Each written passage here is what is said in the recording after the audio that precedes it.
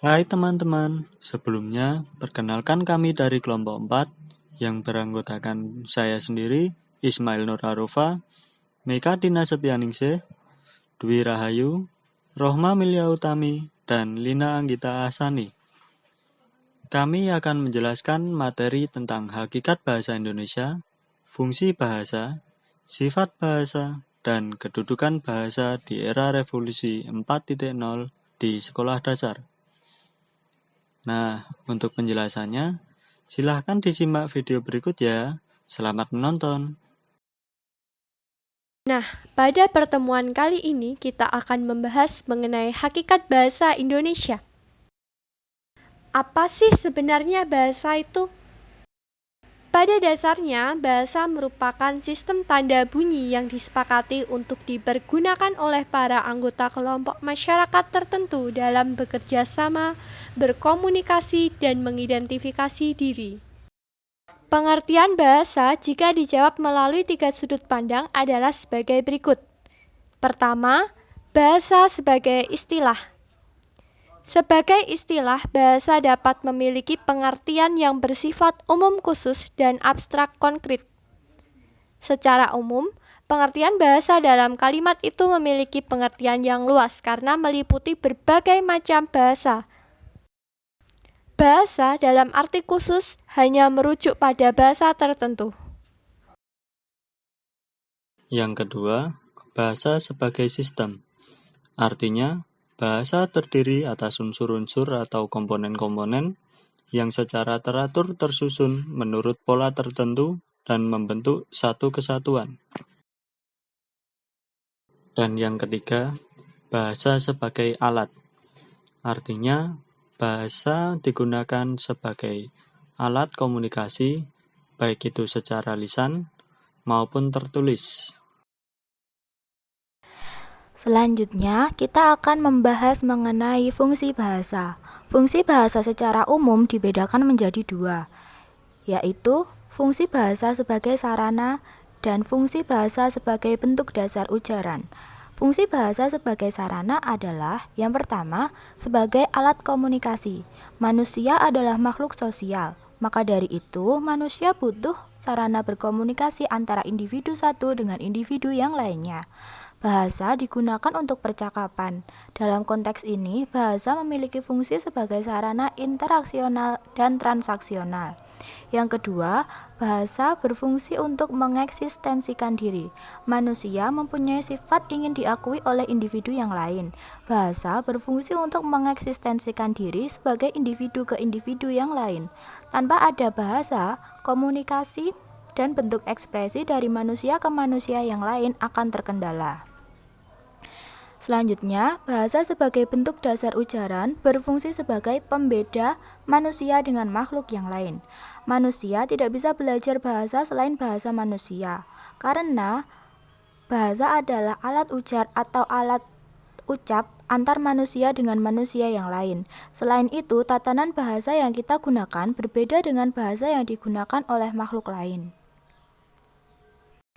Kemudian, kita akan mempelajari mengenai fungsi bahasa Indonesia. Fungsi bahasa Indonesia yang pertama adalah sebagai menjalankan administrasi negara. Bahasa Indonesia berfungsi dalam pembuatan regulasi atau aturan, membuat perundang-undangan, dan membuat pidato secara resmi. Yang kedua, bahasa Indonesia berfungsi sebagai pemersatu antar suku. Sebagaimana yang kita ketahui, bahasa di Indonesia sangat beragam. Maka dari itu, bahasa Indonesia berfungsi sebagai alat pemersatu antar suku bangsa.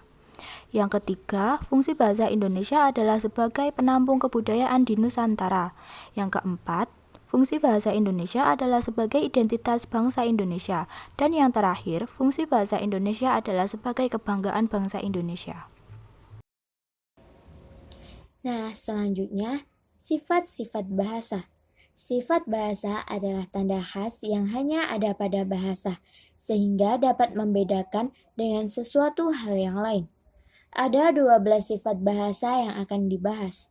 Yang pertama, bahasa adalah sebuah sistem. Sebagai sebuah sistem, bahasa bersifat sistematis dan sistemis. Sistematis artinya bahasa tersusun secara teratur dan berpola.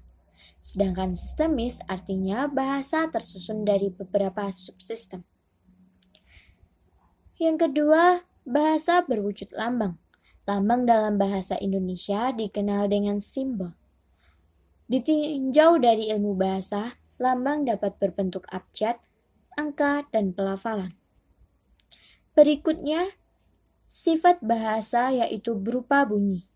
Bunyi yang termasuk lambang bahasa adalah bunyi-bunyi yang diucapkan oleh manusia yang berupa huruf, kata, kalimat, atau wacana.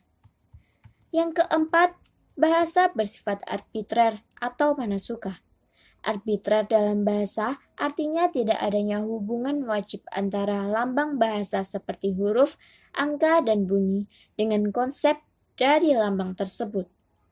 Misalnya, konsep dari binatang berkaki 4 yang dipelihara untuk ditunggangi dalam bahasa Indonesia ditulis sebagai kata kuda dan dibunyikan kuda.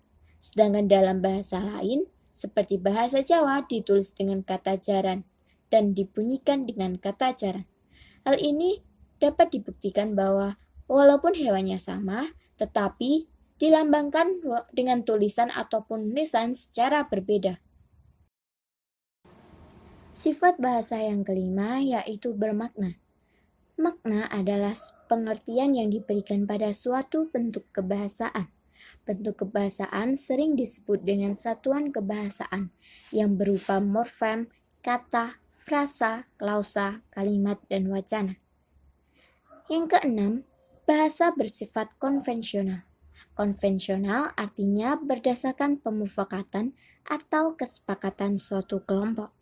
Bahasa walaupun bersifat arbitrer, dalam penggunaan lambang harus diikuti oleh setiap kelompok masyarakat. Yang ketujuh, bahasa bersifat unik. Bahasa bersifat unik artinya bahasa memiliki ciri khas tersendiri pada setiap sistem dan penggunaannya. Ciri khas tersebut berlaku pada semua bahasa yang ada di dunia. Sifat selanjutnya dari bahasa adalah bahasa bersifat universal. Bahasa bersifat universal dapat diartikan bahwa semua bahasa di dunia memiliki sifat tertentu yang sama dengan bahasa lainnya.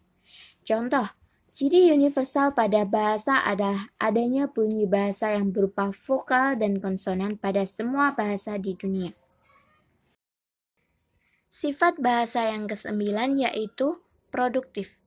Sifat bahasa yang produktif dapat berarti kemampuan bahasa dalam menghasilkan istilah secara terus-menerus.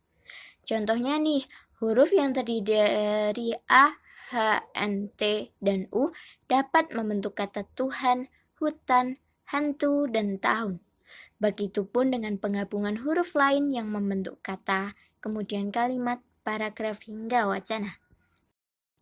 Sifat yang ke-10 yaitu bahasa itu bervariasi. Bahasa itu bervariasi artinya bahasa memiliki berbagai bentuk. Variasi bahasa ini dibagi dalam 3 bentuk, yaitu idiolek, dialek, dan ragam. Sifat bahasa yang ke-11 yaitu bahasa bersifat dinamis, yang artinya sifat bahasa yang selalu berubah-ubah, tidak tetap, dan selalu aktif.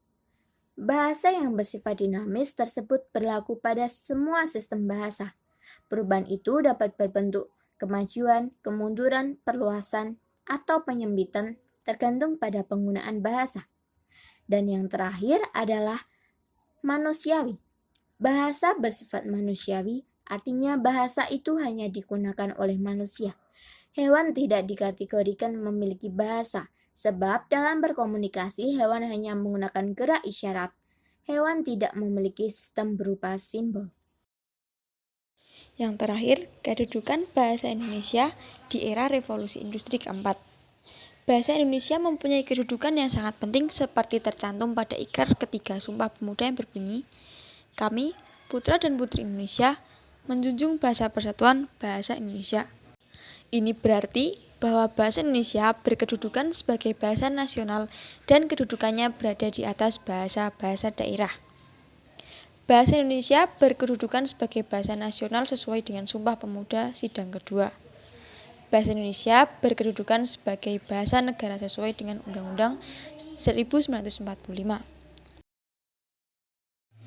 Revolusi industri keempat melibatkan sistem siberfisik dan melampaui otomatisasi dan komputerisasi.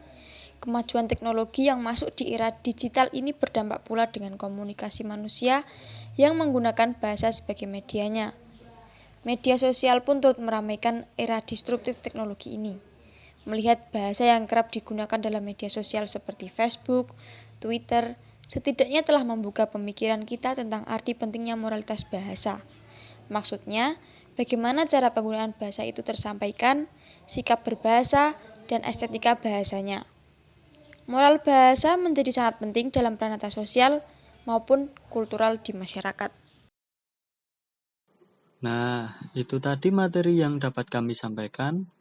Jika ada kurangnya mohon maaf. Sampai jumpa di lain waktu.